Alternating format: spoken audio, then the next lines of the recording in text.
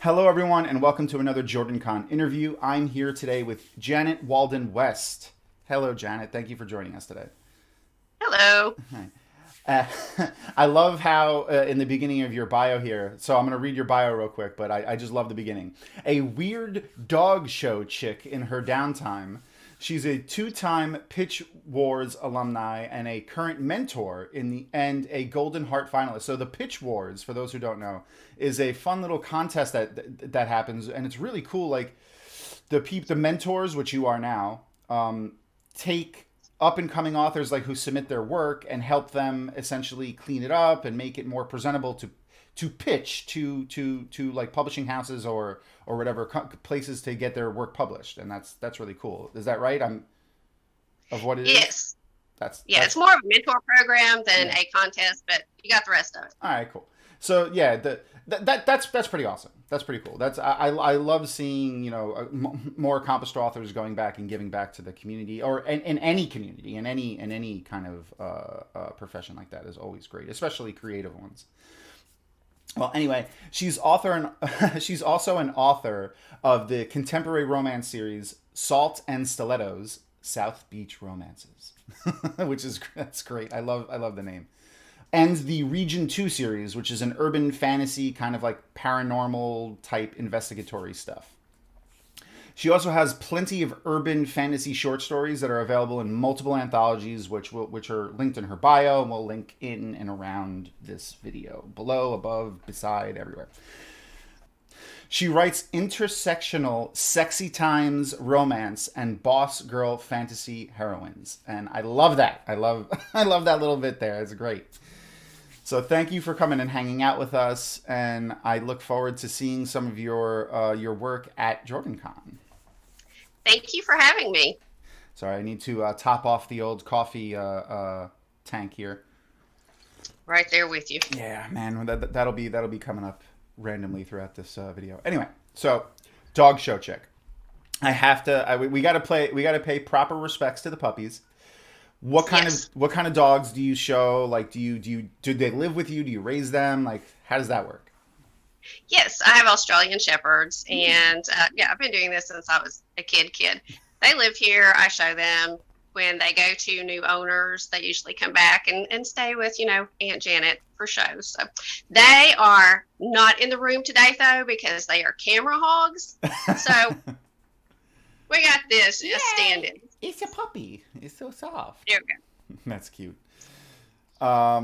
So you do you actually show them as well, like in the Yes. you're running around bringing them through all their stuff?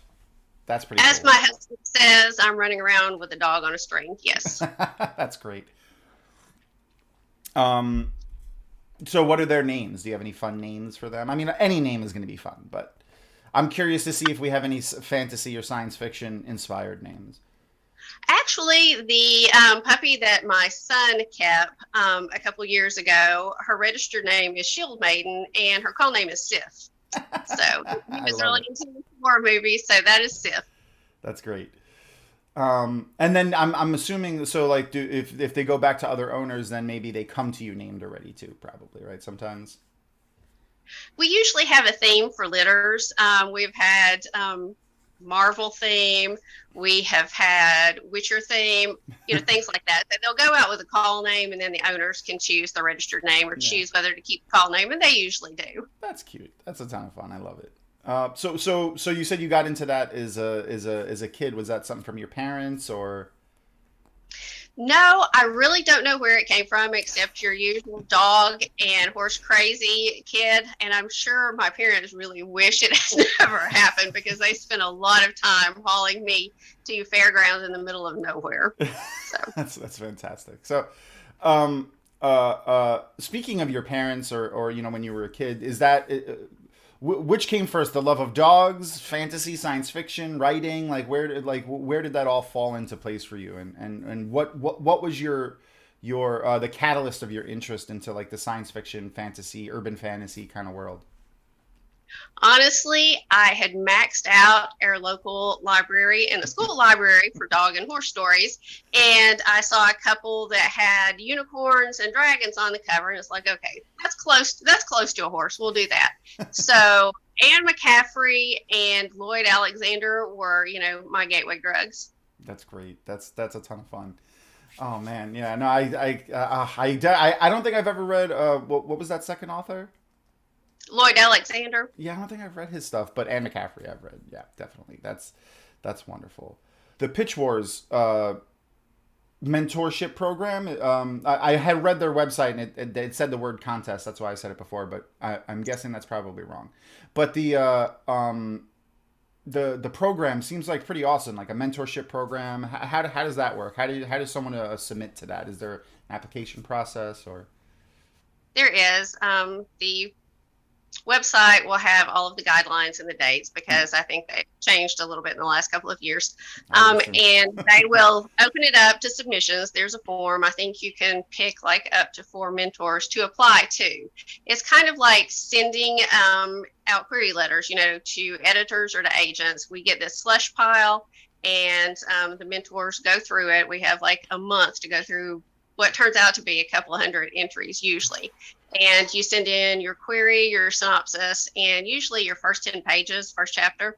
So that's what we go by. Oh, that's pretty cool. All right. I love seeing that. And I haven't ever submitted anything myself, but we do a slush at JordanCon as well, at a writer's workshop, which I would assume is kind of similar, especially because it's the same. Like we have our authors or the panel, and it's usually quite a lineup, like 12, 13 people. And then they get the work before, and it's fun to watch, to see the creative process go. Everyone, the back and forth and things like that. So, is it more just like you wanted to give back and help, or do you really enjoy doing the work of like, dabbling in other people's worlds like that? Both. I'm a big proponent of writing community. I was really lucky when I started, and I had no clue what I was doing. I had never planned to be a writer. It was just one of those why not moments. And I found a lot of established authors that were willing to give their time and their expertise. And I really, really love that about this industry. So it was kind of a giving back. That's awesome. Yeah, no, we had another guest he's an author, but talking about mentoring, up and coming people in a completely different profession, which was like getting into the television cartoon industry, which was another guest of ours. But he said a thing that was really interesting was, if you're asking someone for advice is free. It's when you also try to work in, hey, give me a job, or hey, can you publish my work, or you do this thing. That's when it becomes tough to ask for. But if you ask for advice, he said, generally people will give it to you because that's free. So it was just an interesting little tidbit there, and goes right along with what you were saying. So that's a ton of fun. So urban fantasy. So like the paranormal series, it looks like it takes place like now-ish times, and it's like an investigatory or like a monster of the week type. Like there's a monster, they have to go and deal with it. Is what I got from the synopsis of those, right? Yes, that is very close. My monsters, instead of being magical or fantasy, though, they're cryptids. So basically, they are animals. They are creatures that belong in this biome, in this environment, and they have to take care of those. Okay, that's cool. So cryptids like Bigfoot and the Chupacabra and stuff like that, or? Yeah, exactly. This one is set in the Southwest, so there are a lot of chupacabras, and the team's holiday party plans don't involve elf on a shelf. It's chupacabra on a counter. That's funny. I like that. I really like urban fantasy books, and it's anyone who's watched multiple of these videos, especially if there were multiple urban fantasy authors, I do gush a little bit about them because I don't know why. Like I mean they're a ton of fun to read, but like I was originally like really interested in like high fantasy and stuff like that, and then I discovered urban fantasy, and I was like, wow, this is so much fun. And I love seeing you authors play with the real world lore, like cryptids and stuff like that, and just real world events and things and twist them, or just kind of make them into an amalgamation to fit into your world, or adapt your world to fit into the real one. And I like seeing that, how you guys play with that. It's just a ton of fun. The other I one, agree. oh, sorry, go ahead.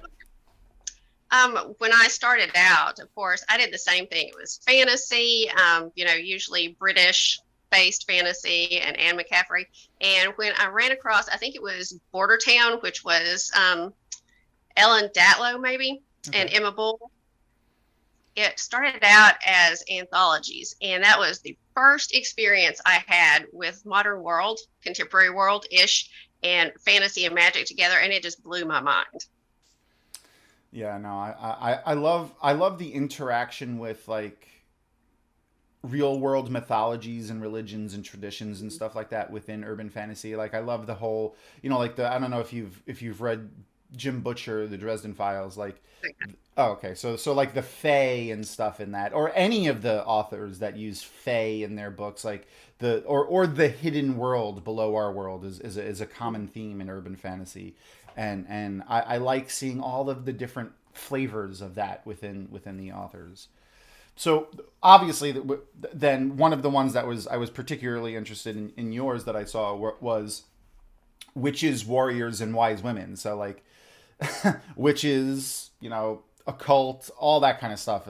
I love. So I know that is a short story, right? That appears in an Yes. anthology. Okay, but can you tell us a little bit about the characters from that, and maybe a little bit of the world building, without any Um, spoilers? Without any spoilers, because we want no people to read. spoilers. Yeah. The anthology is from Perspective Press, and the characters, Sam and Rachel, actually started out in a different anthology, one that was published in memory of a critique partner who passed away unexpectedly. We wanted to get her work out there, and everyone in the group put their short stories together. Is really funny too, because we all met at a con. No one knew each other at the time, and we were Sunday afternoon. You've been there all week, and everyone's kind of punchy. And someone said, "Hey, we should have a writing camp." And someone else said, "Well, I have a timeshare," and it went from there.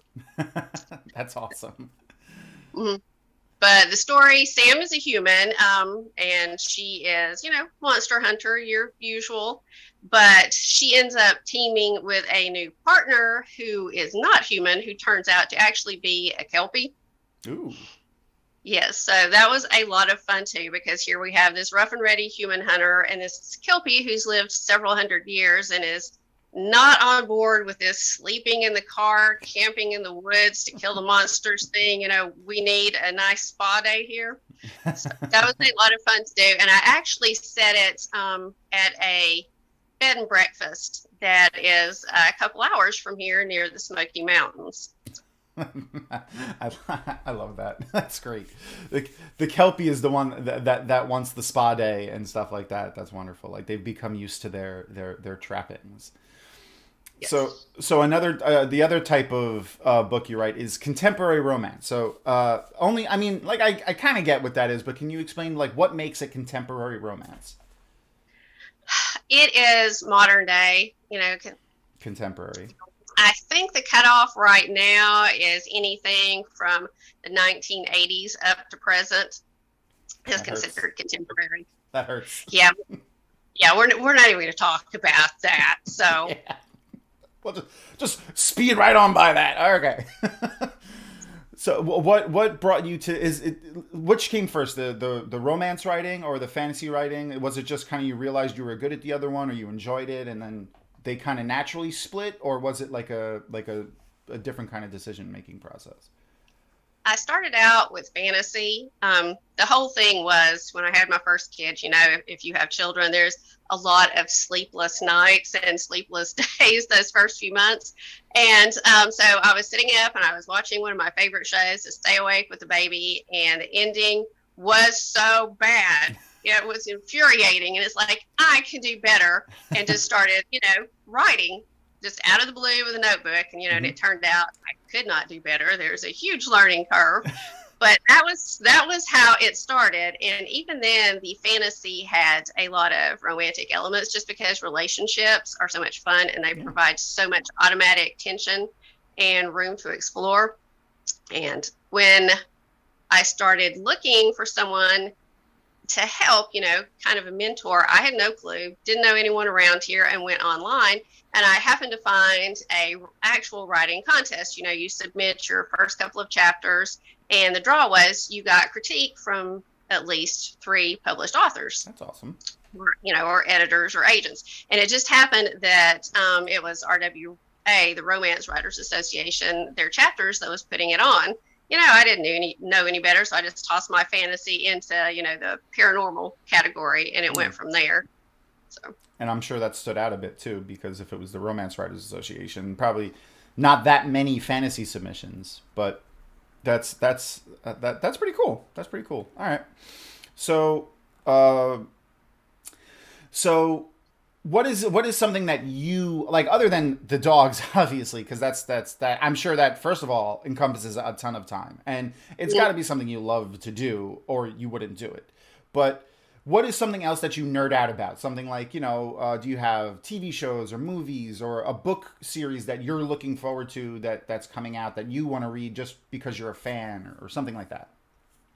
It's all of the above. And the worst thing about being an author, I love it, don't get me wrong, but the worst thing is you're always working on stories, so you don't have as much reading or watching time as you wish you did. Yeah. And that joke about I will die one day because my to be read pile falls over and crushes me, that's kind of where we're at. But I am waiting bated breath for Witcher to come back and for Bridgerton, which is me too, historical romance. So I am waiting for both of those. Yeah, I loved Bridgerton. It was so great. And I mean, I'm a huge fan of Downton Abbey, so Bridgerton was right in that vein, and I was like, yes, I loved it. The Witcher was great too. I love Henry Cavill. Henry Cavill is amazing. I mean, everyone in that show has been a great actor so far, but Henry Cavill is so fun. He's a giant nerd. He's a giant nerd, and it's great. It's so great to see the stigma get broken, and I love when he's on interview shows where they kind of try to do are you really a nerd type thing to him, or question him like that. He's like, oh no, absolutely. He played someone was making fun of Warhammer and World of Warcraft, they confused the two, and then he was like, who cares? He's like, I care, and a lot of people care, and that's not the same thing. And he goes on this 2-minute explanation of what Warhammer is, which is a tabletop fantasy army strategy game, and World of Warcraft, which is a video game, and which he plays both of. So he's so much fun in real life that I enjoy Witcher that much more, which is great. But The Witcher by itself is a great show. And the books are great, too. And the games. Anyway, I digress. So the way I've been closing these interviews is with a batch of questions from a show that I grew up watching with my mom, actually. It was a really fun show, and the reason why I included them was because when I think of interviews, which is, when we started doing these, obviously, the very first thing I think of is James Lipton and Inside the Actor's Studio. So what that is it was a show where James Lipton, who is an acting teacher, would his audience on the live tapings were his students, and he would interview famous actors all over the map, everybody. And I think the show was started in the 80s or the early 90s. So he's been interviewing famous actors all the way from back then, all the way up until he passed away, actually. I want to say sometime in the last 6 or 7 years. I don't remember the exact date. But at the end of each of those interviews, he would ask a batch of questions. I've taken a couple of those questions that I really like, and I've been using them to close the interviews out because it's been a ton of fun. Though there is there's probably a research block here where we can see the way authors answer these questions, very commonly. There's a very interesting path. Not that it's been the same, but there's a theme sometimes with the way authors have been answering these questions, and it's been really interesting to see how it works. And it's cool. It's fun. It's great. It's not it's been the same thing or anything. Hasn't been. It's just been a very interesting commonality between them. Anyway, so without any more preamble, what is your favorite word? Coffee. I'm sorry. With that, Coffee. It is the foundation of all happiness. I can agree with that. What is your least favorite word, or just a word that you don't like to hear? Oh, revisions. I can see that. Yeah. What is the first thing you notice about another person? Their sense of humor. Okay. If you had all the time in the world and you no responsibility, you could do whatever you wanted. What would be another? It doesn't have to be something that you can. The word profession has a lot of connotations to it. Like it doesn't have to be like something that you make money on. Just something that you would have loved to have done or love to do if you could. A profession that you would like to have attempted. Yes. I would like to be like an image consultant. It's the heroine in the contemporary romance. That's what she does. So I spend a lot of time researching it.